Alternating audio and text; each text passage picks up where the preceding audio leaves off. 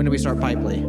Pipely was, I think, 18 months ago, roughly. The idea was, shall we do this thing? I mean, we've been talking about it long enough. Yeah. Shall we actually try doing something about it? And the beginning was, as all beginnings, like, can we do this? How long will it take? What will it take? Do we know what even needs to happen? And that's how the conversation started. And many of you that have listened remember us, right? How we were pondering, should we not? Are we crazy? Three wise men, the question mark was really the emphasis. Like, are we wise doing this? We have no idea. Right. And then along the journey, the best part was the friends that joined us. So it turned out that was not such a crazy idea. And just the idea of improving something in public so that others see how we do it, and it's our approach, and maybe it will inspire others. And I think that worked really well. And here we are today with friends. With friends. And that's, again, that's the focus. So improving with friends. Makes me so happy. Yes. Thank you all for being here for that. Thank you. We appreciate you very much. Absolutely. All right. So first of all, tell let's start us. with the beginning. The beginning is July 26th, 2025. This is an important moment. We're all here today. It's the first time that this is happening. Kaizen 20 is the moment. Thank you all for being here. So this journey, officially, when we started having these conversations, all recorded, all remote, happened many years ago, and it took us this long to finally do this in person. 10 years. Right. And if you count exactly, like when 10 this years. like unofficially started, yeah, it's been a decade. It's been a decade. The reason why we're doing this is because it's about friends. This is the new context. It used to be Ship It. Before it was unofficial, it used to happen just among like a few people, and now all of you are here. And we appreciate you. So thank you very much, because as you know, it's so much better with friends. So changelog and friends is the context, and including friends that want to be here, but maybe can't. Next year, hopefully, or the next time we meet, it's a good reason to make this crowd bigger. But this is how it began. This is the first moment we have met in person, and it's amazing. We post these as discussions on the changelog.com GitHub repository. This specific Kaizen is discussion 546. And if you want to do a bit of digging to see what went into making this Kaizen, that's where you can go for the technical stuff, for the pull request, for the code, all of it is there. And I think the first step that we need to do is Al Green, May 13th, he wanted to set the record straight about Varnish, which is the technology that we use, the relationship to Fastly and the relationship to Varnish Enterprise. And it's all here. So Fastly is not running Varnish Plus, which is a Varnish software product, and they have their own fork. So that is important. It's similar, but not quite the same. What we use is nothing from Varnish software, not Varnish Plus. We're using the Varnish cache, the open source project, as anyone can consume it. So we have built, everything that we built is on open source technologies. And that is important to us because that is in our DNA. So what are some of the things that you don't think went as well? Let's talk about that. One of my pieces of code, and he changed something that to me was inscrutable. Like why, what, who? But I had so much respect for the guy. Yeah. And so much imposter syndrome that I thought, surely Yeah. he knows better than I do. I remember that. Yeah. Yeah. And I must be a call me fool. Shirley. But it looks wrong. But I'm going to go ahead and roll with it because Gerhard knows Yeah. what he's doing. And then No. I found out much later you had no idea what you were doing. No, Yeah. I don't know. So this is something really important, and it's like at the heart of what we do, right? We are figuring stuff out, and we are okay to admit it publicly, right? Like, we mess things up, but there's no way you're going to learn if you don't make mistakes. What is this? The 17.93% is the cache hit ratio on our current production CDN, which is low, right? That's really, really low. It means that less than 20% of the requests get served really fast, 80% plus are slow. In the backend, for example, if 80% of the requests, they have to go back to the backend, it means that they can fail. So the chances of something failing are fairly high if there's something wrong in the backend, and that's the other thing which I keep thinking about a lot. Yeah. And it's worth noting that our data is unidirectional. I mean, we rarely change anything once we publish. So we make mistakes, and when you make a mistake, you want to be able to quickly rectify it, purge everything, and get back to where you were. But generally speaking, you put an MP3 up on a CDN, and then you deliver that same MP3 in perpetuity. Yeah. And so this number is abysmal. That's Because, terrible. we should never have misses. And the problem is that in this case, it's mostly the website. So the changelog website appears slow in a lot of cases, and that's not great. So that was the problem that we were trying, or that was the thing that we're trying to improve. That's how this started. Pipely.tech, we had this up for a while. We talked about it at Christmas. A new CDN is born. It hasn't been updated recently, but it will be. But this is the home for the open source project that we would like others to use at some point. I think it's getting there. It's not quite there yet, but we have made many improvements to make it easier to consume. I do want to recognize that Fly and Kurt and the team there have been extremely supportive of us, and what we're building is really on top of the best platform we believe. So Fly is amazing. So this happened about 6 hours ago or 7 hours ago. This is 1 a.m. last morning, okay? Something went wrong. So things will continue going wrong. You will never really get there. It's all about the mindset of, can we do it a little bit better? And again, we are figuring stuff out. So this was yesterday, last night. So this is a question for the audience. Who would like to see us improve this specific crash live? Ooh. Yeah? Yeah. All right, let's do it. I thought that 800 megabytes is going to be enough. This was the case when the application had 2 gigabytes. So when the instance had 2 gigabytes, 800 megabytes of headroom was enough so the application wouldn't crash because of out-of-memory issues. And apparently, when you have 4 gigabytes, 800 megabytes is not enough. So what happened is 33%. 33% should be enough for this to work. And again, you have to specify this explicitly. I'm sure that we'll improve this at some point. This is what this looks like. So we're going to push this change into production live right now. Here it is. Here's the change.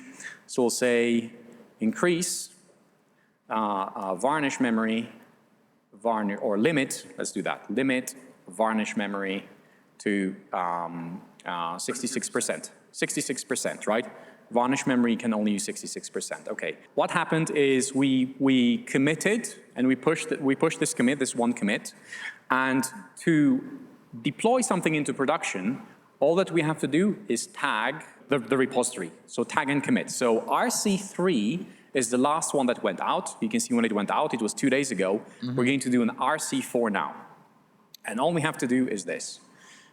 J tag, J stands for just, so I'll do just tag, because I don't want to remember the command, it's quite long. So I'm going to do the SHA. The SHA in this case is going to be, sorry, tag. So V 1.0.0 RC. 4, there you go. Okay. Nice. We'll just do head, right?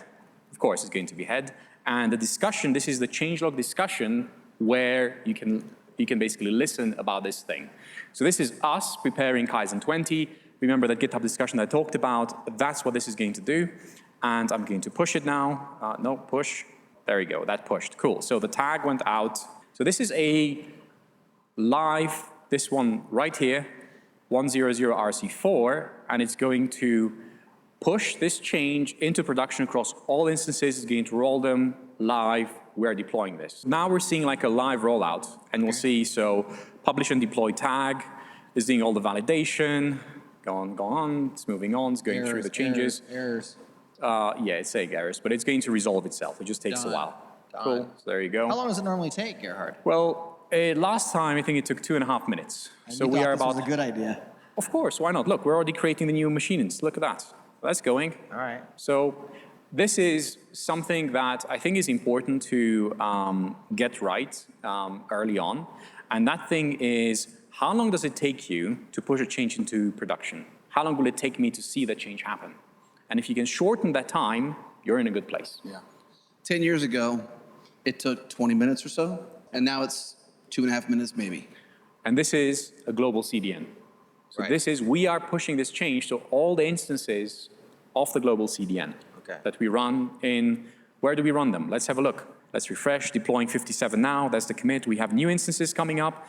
And you can see like we do blue-green. Of course, we're into blue-green. We're going to deploy the new ones. The old ones are still there, 2 of everything. It's an important rule. And yeah, this works fairly well. It will not have any downtime, and we can look at that in a minute. So Ashburn, Virginia, Chicago, Dallas, Texas, Santiago, Chile, San Jose, California, Heathrow, of course, London, Frankfurt, Sydney, Australia, Singapore, and Johannesburg. So these are all places where we deploy these instances, and they will accelerate all the content to our users. Well, what you see here, again, it feels very, it just happened, right? It's like a small thing. The work that went into it, it was months and months of preparation, months and months of discussion, people joining us, working with us.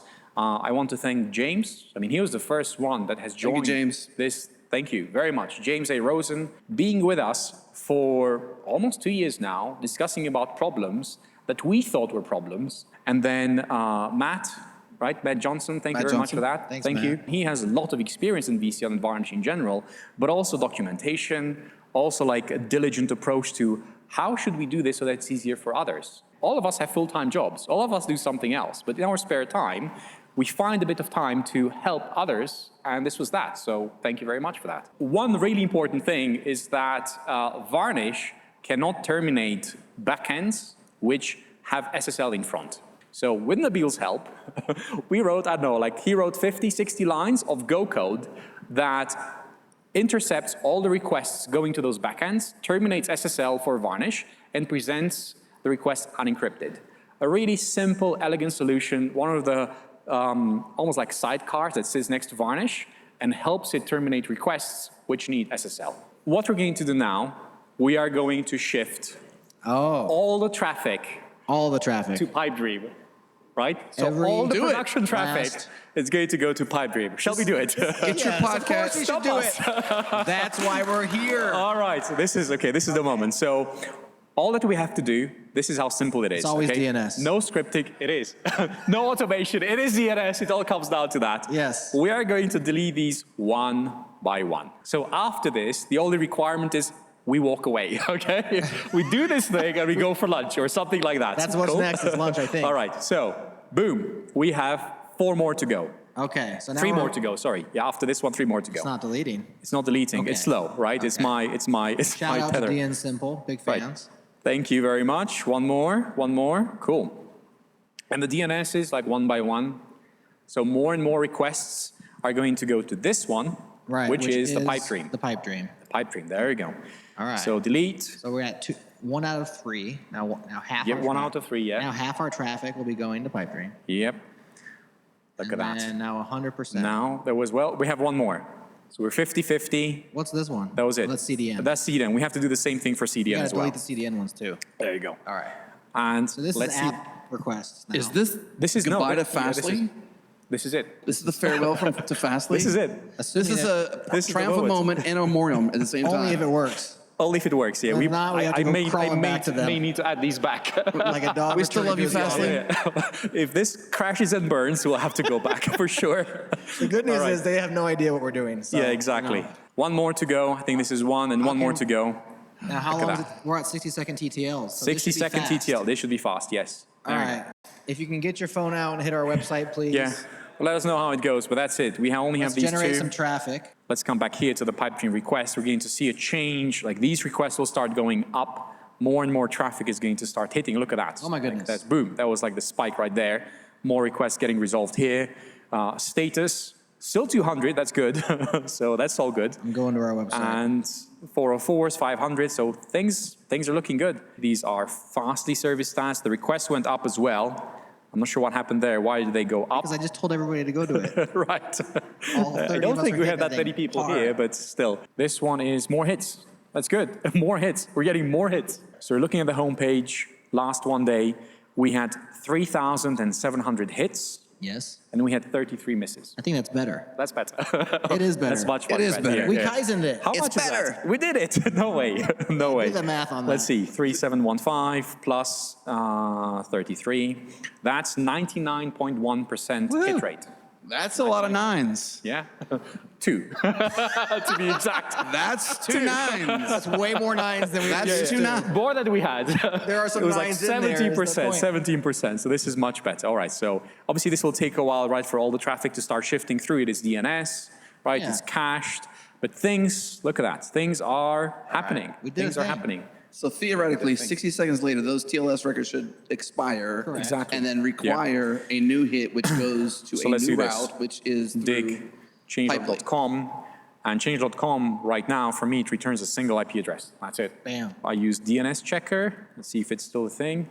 It's been a while since I've used DNS checker, a service that checks, tries to resolve the IP address from a couple of locations, like more than a couple. Let's see. DNS checker. Let's go changelog.com.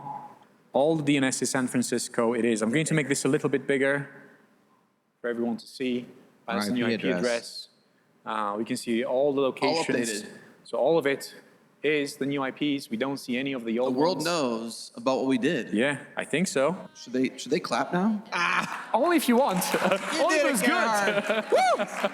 Thank you, thank you. Mind blowing. All right, anything else, Gerhard? Thank you all. I really Yes, appreciate it. thank you. Really appreciate it. Thank you all. Really Thank you. appreciate y'all Thank coming. you. Thank you.